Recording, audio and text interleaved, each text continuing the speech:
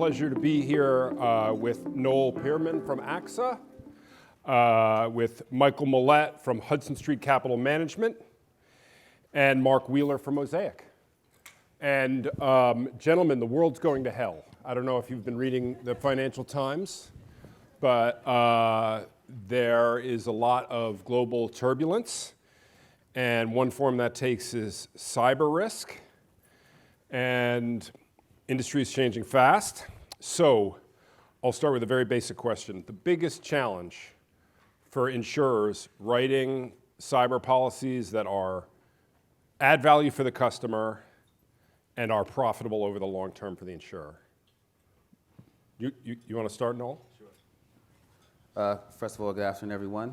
I will publicly shame you if you're not off to sleep, so keep those chins up and your eyes open. It's a pleasure to be here. So I'm going to start from the profitability standpoint, being an insurer. We're all familiar with insurance business. It's not rocket science.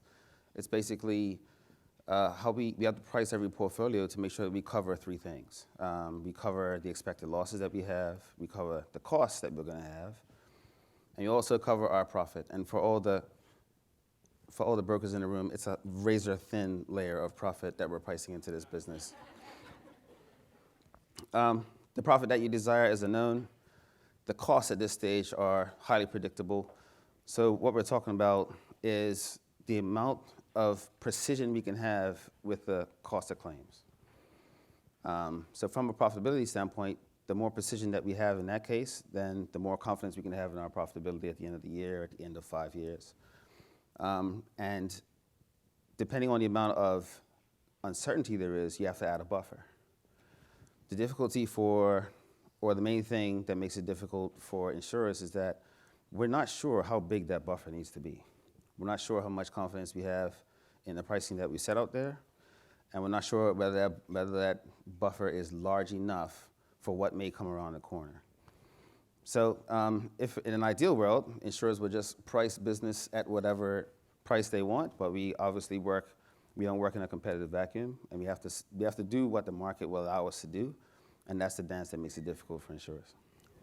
Worse in cyber than in other areas. Buffer is more uncertain. Yes, there's a much higher buffer needed in our line of business. Does that sound right? So I've got a slightly contrarian view, and as an insurer as well. I think the biggest issue for the cyber market at the moment is a gross exaggeration of likelihood and quantum of cyber risk, in economic terms at least. And I think that impacts in lots of ways. It impacts on capital side, provision, reinsurance, what people are prepared to pay. And rather than that just be anecdotal, there's been quite a lot of work conducted in this area in research, and I think particularly Tom Johannesmeyer is probably the leading thought leader here. So he talks about, tries to put it in context of cat business, and he identifies, I think it's 16 losses of over 100 billion, 100 billion economic, not insurance losses, very importantly, since 1999, which 100 million, not 100 billion. 100 million. Yeah, so 16 of those. Up until I think it's around about 2004, there had been 9 of those losses had occurred. By 2007, that had gone up to 12-ish, 11 or 12. And interestingly as well, the percentage of the economic loss over that period, around, I think 80% of it had manifest by 2004, and over 90, close to 95% of that had manifest by 2007.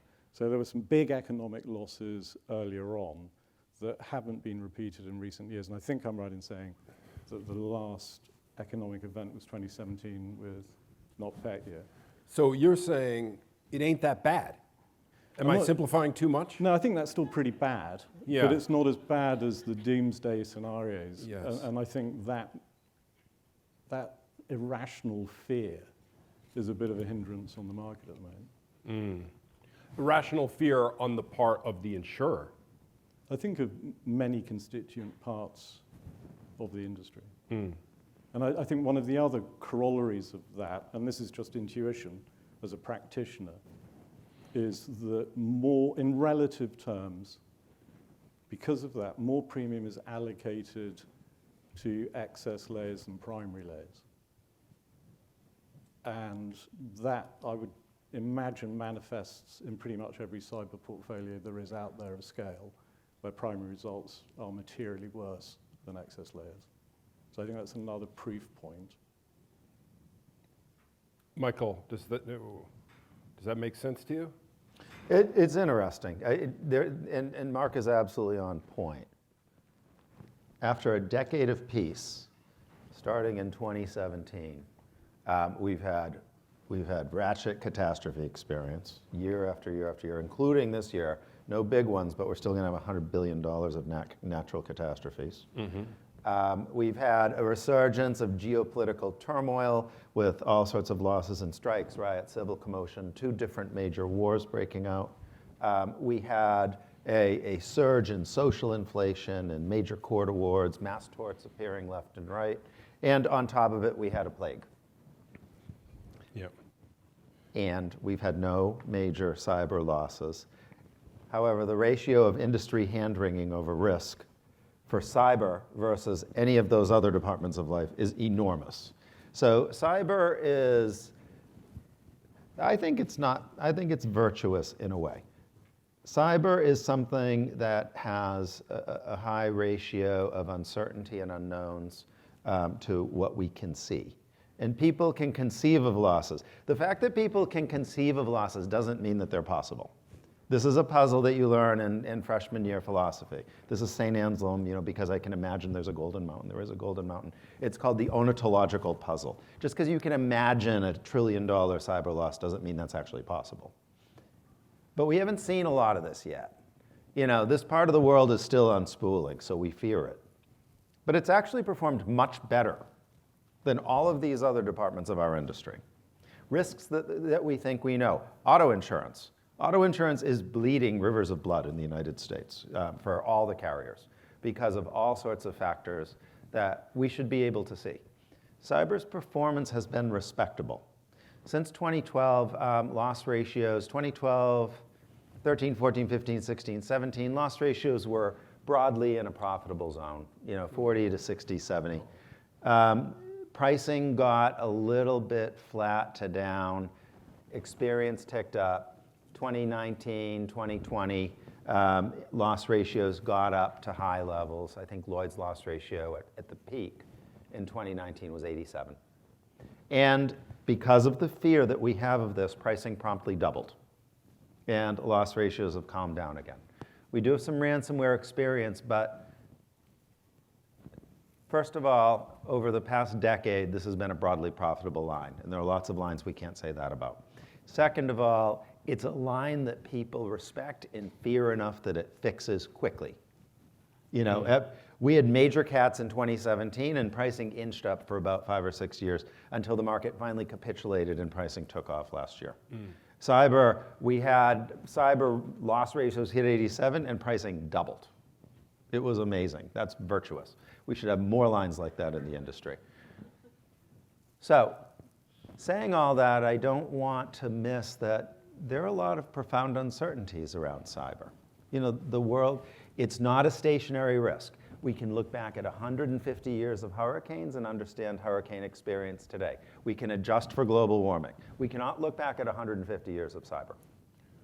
And even the 20 years we can look back at, how do we have confidence that 20 years of claim experience is going to be representative? We don't. And in fact, we've had 2 generations of losses. The first generation was data theft. The second generation was ransomware. Yes. The next generation is likely to be, I poll people in this. I listen to Tijo, who is like the seer, the prophet of cyber, and Tom Johannes Meyer. And BI is likely to be the next great cyber puzzle. Cloud outage followed by business interruption. So it's still changing. Digital risk has been around a lot longer as well. So, the first computer crime policy was released 40 years ago, to the year, I think. And there were similar conversations going around at the time, where and a massive mismatch on the supply-demand side, exactly the same systemic risk concerns. And 40 years later, I think that's gone on to be a really profitable class of business for insurers. I think the first risk bound was a US custodian, and the premium was 150 times, 1.5 times, sorry, the crime premium for that risk. And today, crime rates are about 15% off. The computer crime rate is about 15 points off of the crime, to give you a sense of how the pricing shifted in time. Are there areas of insurance, I mean, there's this strange characteristic of cyber in that how the insured behaves changes the nature of the risk, right? I think it was you who put it to me this way, Mark. The hurricane's going to come whether you put in storm windows or not. That's not necessarily the case here. Does that kind of change the underwriting dynamics? Is it more, for example, are you helping customers? You know, how important is it to help customers be ready? How does that change the threat landscape? No, that's a common dynamic. I mean, you see it in other lines of business. That's the reason why BF&M is going to, offer you services and encourage you to do walks and give you a monitor to see what your health is, because that's their way of helping you become a better risk for them.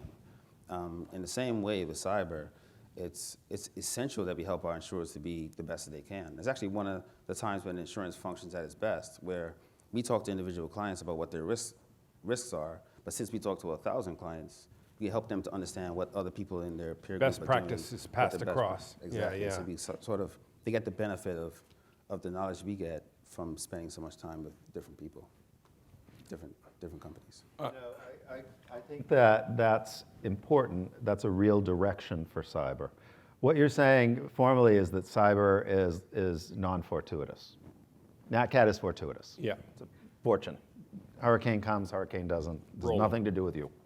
Cyber is highly non-fortuitous because defense, arguably one of the elements of this analysis by Johannes Meyer that we should think about is the reason that these large events may have calmed down is because we've got a great defense.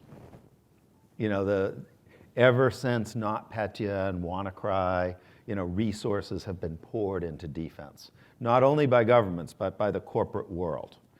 People are constantly trained, and that's good. And it may be that the right insurance model to think about is what's called loss control and mitigation. And the model for that, we have to go back to the 19th century, when we had the Industrial Revolution, and we had an industrial factory explosion approximately every 4 a month, something like that. It was wild and it was horrible. A steamer blew up in the Mississippi River, killed 1,800 people, the Sultana. And the insurance industry just wouldn't touch this. This is uninsurable. But what happened is a series of clubs grew up, and their approach to insurance was actually not indemnification. What we all do in this room is indemnify, which is we actuarially calculate a price, and then we add on a load, and then we assess the price, bang out the premium, hopefully put all the premiums together, it's less than, greater than the losses. That's indemnification. What these guys did is they went and inspected every boiler. They put stamps on them. It was very engineering heavy. It was kind of a service business. Their job was to make sure everything was fixed right and there wouldn't be a loss. And then the character of what they were doing is they provided insurance, and the insurance was kind of a warranty as opposed to an indemnity, a warranty that they had done their job right. That's an interesting model for cyber. If you had patched, non-pirated, and updated software, you were not hit by NotPetya, which is the largest cyber incident to date. And I think the industry is starting to move in that direction now. And it's certainly, I don't want to do a personal plug for the firm, but it's certainly the way we are trying to do things. And setting up a separate capacity pool for, we actually articulated along the lines of the factory mutual approach, and that's how we describe it. And to get into that pool of capital, you have to have worked with a firm called Safe Security that we work with, who do some really interesting things around identifying web-exposed pieces of kit, be it a program, a vendor, every single one, and in conjunction with that, conducting a financial audit to give a price to it. So as underwriters, what we think we're getting is a likelihood of loss set in prevailing threat terms, current, it's dynamic and constant, the review, and also what this might cost.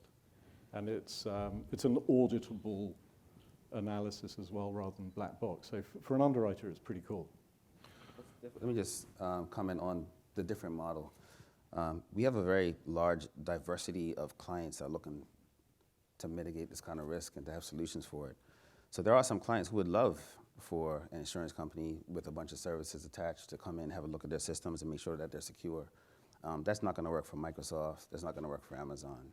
It's not going to work for a large set of our clients who have thousands of people working inside the organization dedicated to security, and there's no real value we could add to them in that sense. Safe Secure can't do 14,000 companies yet, but it's interesting directionally.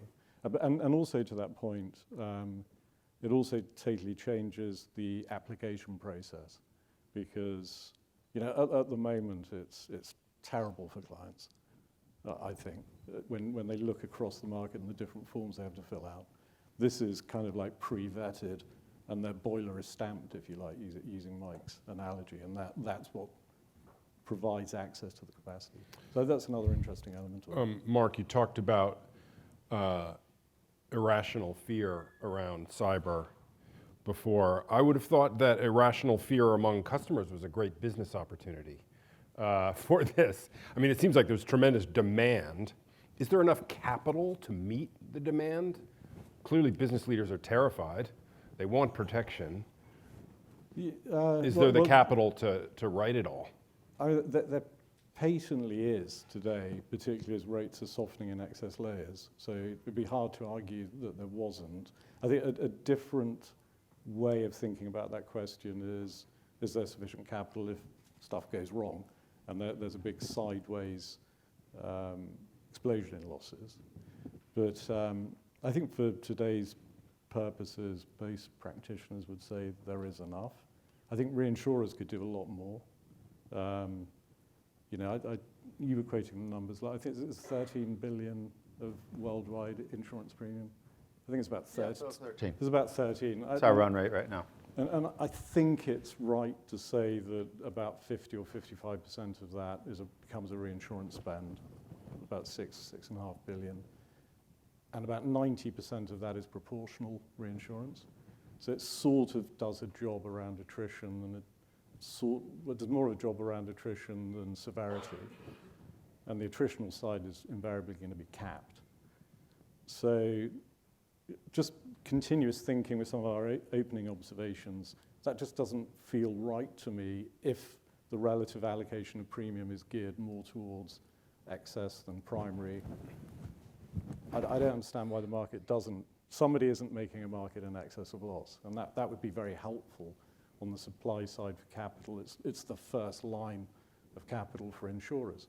And Mike's, without teeing you up, you're doing interesting stuff in the ILS markets. I'll chuck that ball down the line to you to run with. Well, there are ILS in cyber. There are some in the market. We've actually, I think, done 6 or 7 collateralized deals over time. And first of all, let's scope out how much capacity we need. There's like 13 billion of global premium now. Mm-hmm. The best, and in the compound average growth rate, the CAGR has been 37%. And almost everybody expects cyber premium will pass 20 billion by 2025. The fun numbers appear in the 2030s. And they're almost certainly true. Jefferies did this amazing equity analyst report where, first of all, they forecast that in 2040, cyber premiums would be $448 billion. They'd be 19% of industry premium. And And just to make sure that people were reading it, they forecast that the brokerage would be $38 billion. Like there are folks who can get out of bed for that. You know, like 38 billion. What is if I get just 1% of that? And that's almost certain that actually takes the CAGR down to 22 over the period. But there's a deeper reality than just forecasting compound average growth rates. More of the world is becoming cyber.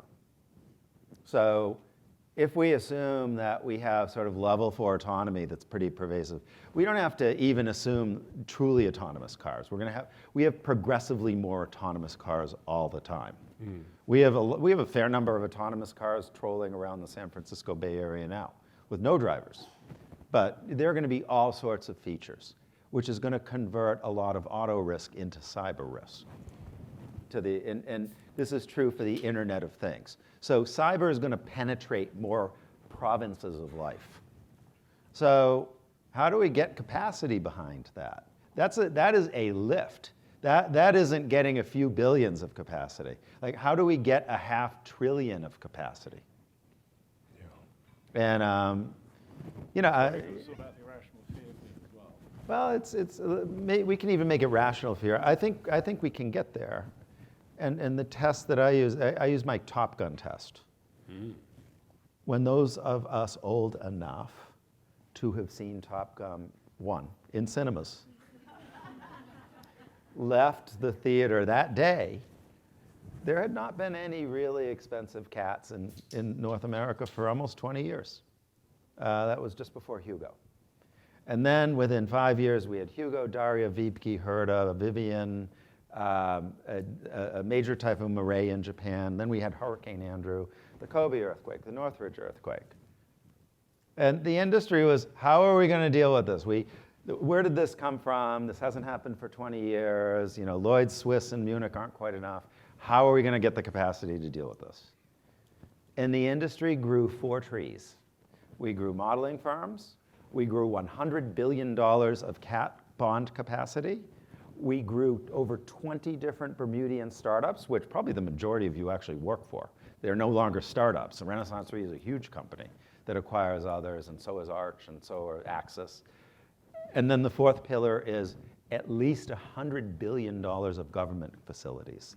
The CEA, the Florida Wind Pool, Citizens, the North Carolina Wind Association, TWIA, Pool Re. So the question is, where are the saplings? I'm glad you brought up the topic of kind of public-private partnerships, as it were. Is that inevitably, in your vision of the future, and I want to hear from Noel and Mark as well, is that inevitably part of the future of this industry, that some part of the tail will be taken by the government? Sure. If you take the top 10 banks in the United States, they are fiercely competitive. They compete on geographies, product offerings, breadth of services, et cetera. But they collaborate when it comes to cyber. They talk to each other, they share information. Even in a heated competitive environment, it's necessary for cyber risk to be managed together. Some of the discussion earlier we had about the compound annual growth rates and the amount of cyber capacity that's there, we have to include the other side of that discussion, which is, what is the cyber product offering right now? What is desired to be offered? And how maybe the profitability that we see in these lines of business is because there's a lot of the risk that we're just refusing to write right now. And if we actually want to make a much more comprehensive product, we're going to have loads more capacity. Jeff earlier in the climate panel talked about the knowledge gap, and the knowledge gap is a tremendously huge problem when it comes to cyber. Some will call it maybe irrational fear, but I don't necessarily think it's irrational. But our ability to do this one thing is to collaborate together on how we solve this risk is going to require everyone to skill up in some way or another. I may have a lot of cyber liability expertise, but the way we write cyber policies in my line of business for the last 20 years has been the layered insurance tower approach. And if you need more coverage, you just buy a bigger tower. That is not going to work for some of our clients. I'm going to have to learn how to understand the parametric products that are out there. I'm going to have to be more conversant with ILS. In order for someone who knows ILS to bring actual value to the cyber market, they're going to have to skill themselves up to become conversant enough on what's real and not real in cyber risk so that their expertise actually brings value to what we're doing. So we're going to have to get all heads around the table in order to do it. And I think there is a level where level of risk where the businesses cannot sustain, cannot price, cannot be profitable writing that type of coverage. And at that point, the government will be the backstop. I think it's inevitable that the government will have to get involved, not necessarily because it's needed.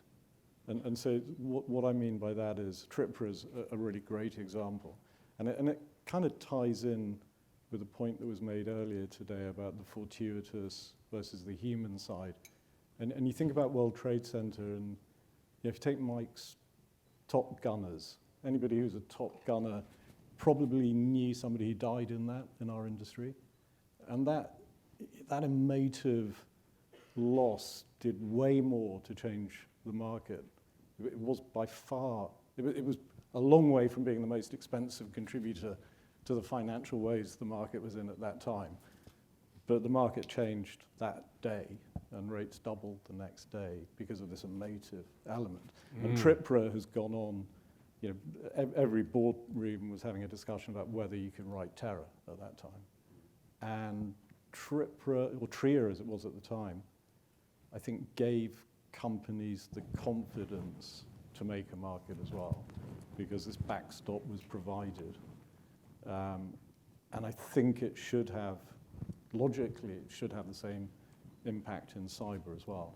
I mean, interestingly, the issue of, is it essential? I don't believe a TRIPRA payment's ever been made. So by definition, the industry could have absorbed the loss.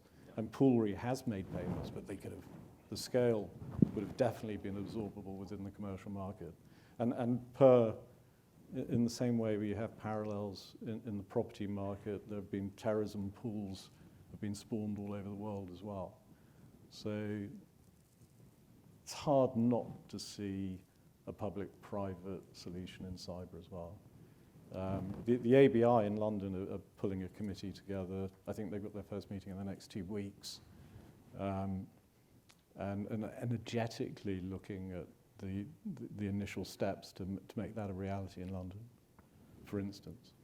But it speaks to something about the inherent uncertainty of the risk that the government backstop is required just for the confidence for the industry. It just seems there are, that speaks to more unknown unknowns than for other kinds of risk. Two great sectors of risk that have been born in the industry over the past 40 years or so. Nat Cat, because the Nat Cat sector in 1988 just looked nothing like what we live in today. Nat Cat and then terror. Those have grown up with important government entities. In both cases, though, you didn't get the government in until after the big event. So I think that, I know for a fact that governments in Europe and in the US are thinking about this, and I have no doubt that they'll think a lot about it, but I doubt that we'll have cyber TRIA or cyber CEA up and running until we've had Cyber Andrew. And so we have to think about what Cyber Andrew looks like and how we get through that and what the responses should be. I will pick up your point, though. Just the fact that we're talking about government backstops means the level of unknowns are very, very high. It's easy to sort of Monday morning quarterback and look back at the profitability of the cyber books, but I'll tell you, if you were writing them in the beginning of the year, you were very worried about what your loss ratio was going to look at the end of the year. So yes, maybe we didn't need to be as afraid as we were, but that's easier to say now. not when we were writing that business. Yeah, I just wanted to mention, Annabelle, I don't know if we have questions or if I remind people that you can. Okay, I got to get these guys to shut up and then the audience will. Here's the fun thing. For risks that, if your company is hacked, your company has a problem, and that's too bad. But if there's a mass pervasive hack across society, that's different. And it turns out that events like that automatically have a government backstop, whether or not it's formally in place.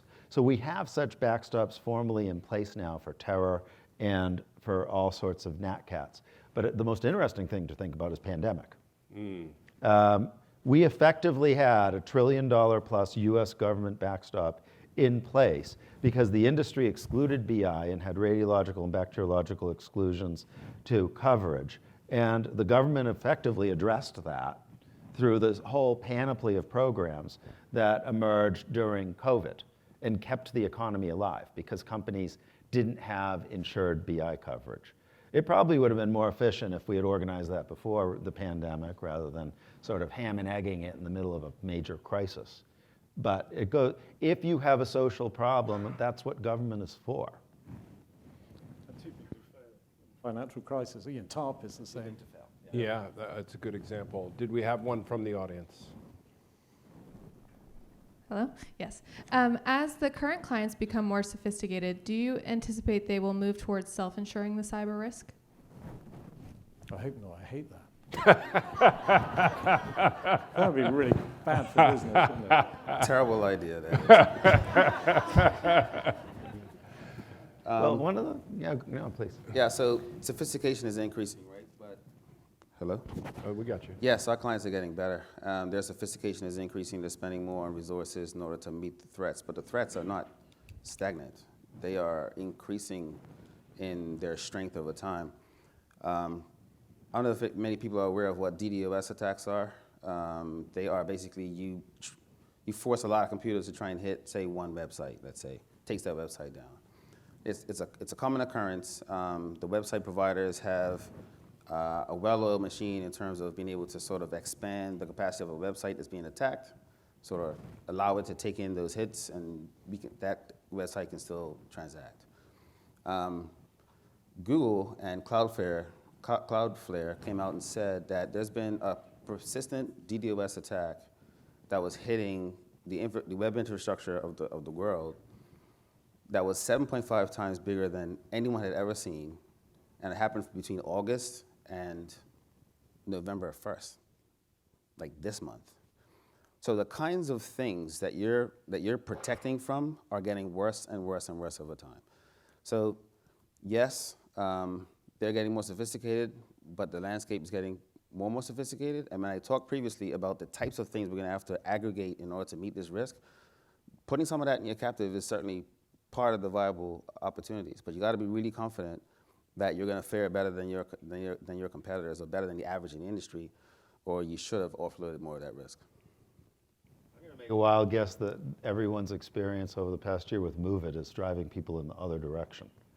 So zero-day software problems like Move It, these are more than just nuisance problems for a lot of companies. They're important, and I think it's forcing companies to think about insuring. There's another dynamic at play here. Since for the past 12 years, there's been a steady migration in this industry to exclude cyber from every other line of business. So, and people, go back to like 2011, 12, there was still most of cyber events were actually covered by conventional insurance policies.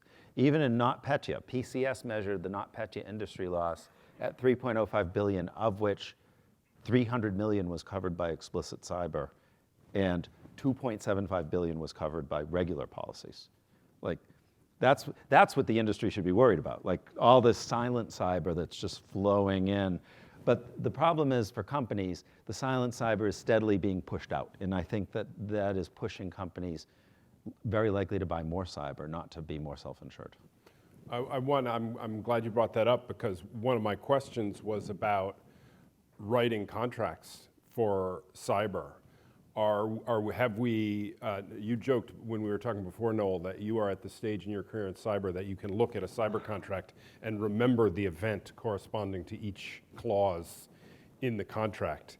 Have we arrived at a stable and functional way of writing a cyber contract where we know what's included and what is not included? And correspondingly, are there contracts outside of cyber that have the exclusions right there? I think we can straight away say no. Yeah, and there's so much dispute over, let's just take the war exclusion on its own. I mean, that is debated in ad infinitum. It's so tedious. It feels like people are just looking in the wrong place there at the moment, given the amount of war-related cyber loss there's been in the last 18 months. Anyway, but that has certainly introduced more ambiguity than clarity, completely the opposite end of the intent. But I have every sympathy for Noel. I didn't grow up as a cyber underwriter, but I was a professional lines guy. And the perils are all the same, really. It's just a different medium. But you know, when you started out, you thought you were doing privacy, and then you're doing credit card, and then you're doing ransom. And It's a very broad contract, yeah. so, you know, he knows what the next gig is for this. But the key is to avoid what Michael was talking about earlier. If I pay a cyber claim, so be it. But I can't pay a property claim on that same incident and also a general casualty claim. So No underwriters do. most of the no underwriters. Yeah. But yeah, making sure that we have appropriately bucketed the risk so that our company survives in case something happens, that's a critical thing. And that's top of mind for every diversified insurer that's not writing cyber by itself. Right, that you end up, you've written it 4 times by mistake in some sense. Yeah. Does that sound right to you, Michael? No, absolutely. You know, something that we actually, I think one of the most interesting things we've seen that goes to my, you know, where are the saplings issue, is Cybex. And I'm not doing an advertisement here for Chubb, although they thought of it, and it was brilliant. And part of the reason it's brilliant is because we've seen it before, starting in 1868. You know, their idea is they're going to try to get 100 of their best clients or biggest clients together, and each of them invest $13 million, and you create this effectively a mutual that has actually 1.3 billion of surplus plus some debt plus some reinsurance cover, has like $2 billion of capital resources. And then they each get to buy at some price, you know, 100, 250 million of excess limit. That's interesting. I think we're going to have a few of those clubs. I've heard that others are already trying to form. I think we're going to have, the trade press is going to have like a festival this year with speculating over whether or not they're going to get done and are these solutions in search of problems. But this is how industrial insurance was born in this country, or in that country. And why is that model, just to make sure I understand, why is that model particularly good for cyber, that sort of small club mutual model? Well, that is the origin of Factory Mutual. Like if you go back through the genealogy of Factory Mutual, there are 49 clubs that started in the 1860s. And part of being in the club is you had to be a good behavior person. You know, limited number of other companies, you banded together with other companies, you were effectively mutualizing your risk. You had to watch out who was admitted, you know, no careless companies.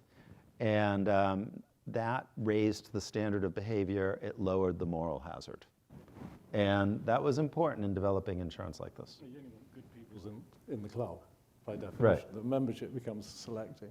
Right. I think so if you think back to the 80s when America had its insurance cancelled, there were quite a few of these structures that emerged then because ACE and XL. Yeah, ACE and XL is the You know, the second generation of Bermudian insurance after the captives.